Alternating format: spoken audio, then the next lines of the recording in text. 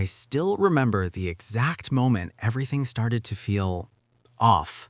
Not dangerous, not yet, just wrong in a way I couldn't explain. Honestly, if you saw me that day, you probably wouldn't think anything was unusual. I didn't think so either. That's the part that gets me. Looking back, there were signs. I just ignored them. Let me go back a bit. At the time, I wasn't doing great. Nothing dramatic, just stuck. No steady job, hanging around the same people, telling myself things would somehow work out. You know that phase where you're not a bad person, but you're definitely not making good choices either. That was me. There was this guy I knew, more like a friend of a friend. He always had ideas, quick money, easy opportunities. I won't lie, I was curious. Not because I thought it was right, but because I was tired of feeling behind in life.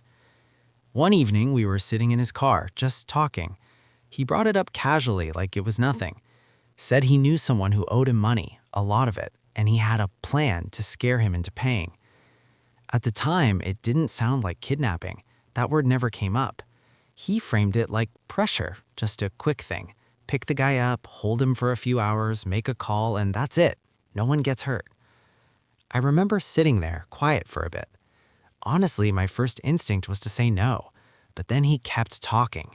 He made it sound simple, controlled, temporary. And I kept thinking, maybe this is just one thing, one time. Get some money, fix a few problems, move on. That's how I justified it. Looking back, that's the part that bothers me the most. Not fear, not pressure, just me convincing myself it wasn't that serious. The day it happened, everything felt weirdly normal. We drove around for a while, waiting. I kept checking the time like I had somewhere better to be. My hands were a little shaky, but I told myself it was just nerves. When we finally saw the guy, it all moved fast. Too fast for me to really think. 1 minute we're parked, the next we're out of the car, and suddenly it's real. He struggled. Not like in movies, not dramatic, just confused, scared, asking what was going on. That's when it hit me. This wasn't pressure, this was someone's life we were messing with. I remember avoiding eye contact. I didn't want to see his face properly. I think part of me knew that if I did, I might back out completely. We got him into the car, doors shut, and just like that, there was no one doing it. The drive after that felt longer than it actually was. No one talked much. The guy in the back kept asking questions, trying to understand. My friend told him to stay quiet. I just sat there, staring ahead, feeling this heavy weight building in my chest. Honestly, that was the moment I should have said something, stopped it, done anything. But I didn't. And once we reached the place we were taking him, things got even more real. When we got to that place, it wasn't anything dramatic. Just a small, empty house on the edge of the city. Honestly, that made it worse. It felt ordinary, like something bad didn't belong there. We took him inside. He was quieter by then, but you could tell he was trying to stay calm, asking smaller questions, like he was hoping if he stayed reasonable, this would end quickly. I still couldn't look at him properly. My friend took the lead, made a call, said a few things I didn't fully hear. I was just standing there, pretending I was part of something I understood, but inside I felt completely out of place. Time started moving weird, slow, but also slipping away. Minutes felt long, but somehow we'd already been there for hours. At some point, the guy asked for water, just water, nothing dramatic. And I remember freezing for a second, like I didn't know if I was allowed to respond. Then I went and got it. That small moment stuck with me more than anything, because when I handed it to him, he looked right at me.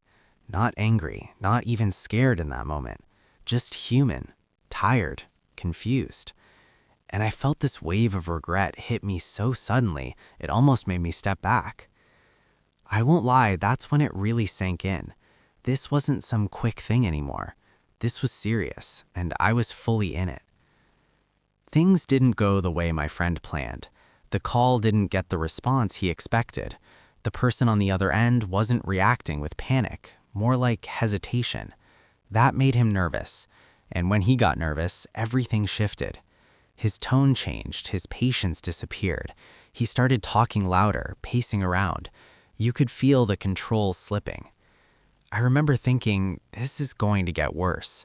And that's when the first real fear hit me. Not for money, not for getting caught, but for what we might actually do next. I tried to suggest we stop. I didn't say it directly, just hinted. Said maybe we should let him go, rethink things. He shut that down immediately. Looking back, I think that was the last chance to walk away before everything collapsed. Because not long after that, things got messy. I won't go into every detail, but someone must have noticed something. Maybe a call, maybe a location slip, I don't know. What I do know is later that night, there was a knock. Not loud, not aggressive, just firm. And in that moment, everything went quiet. No one moved at first. My heart was pounding so hard I could hear it in my ears. My friend looked at me and I could see it. He knew too. This wasn't part of the plan. The second knock came, a little louder, and just like that, the whole situation flipped. All that control we thought we had, gone. The door opened and it was over faster than it began. There wasn't some big chase or resistance. Honestly, I think we were too shocked to react. It was like our bodies just gave up before our minds caught up. I remember being told to put my hands where they could see them, and I did it without thinking. No hesitation, no argument. Because deep down, I knew this was where it was always heading. The ride to the station was quiet. No one was talking now. Not me, not my friend. Even the officers didn't say much. And for the first time that entire day, I was alone with my thoughts. No distractions, no pretending. Just everything hitting at once. The station felt cold. Not physically, just the atmosphere. Like reality finally settling in. Papers, questions, processing, it all blurred together. But the moment that stayed with me the most wasn't any of that. It was later, much later, sitting in that small cell, first night.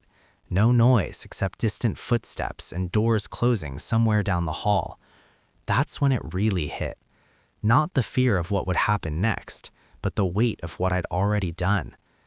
Honestly, I kept replaying that moment when he looked at me while I handed him the water. That look didn't leave. And I realized something that night I hadn't allowed myself to think before. This wasn't a mistake that could just be undone in the morning.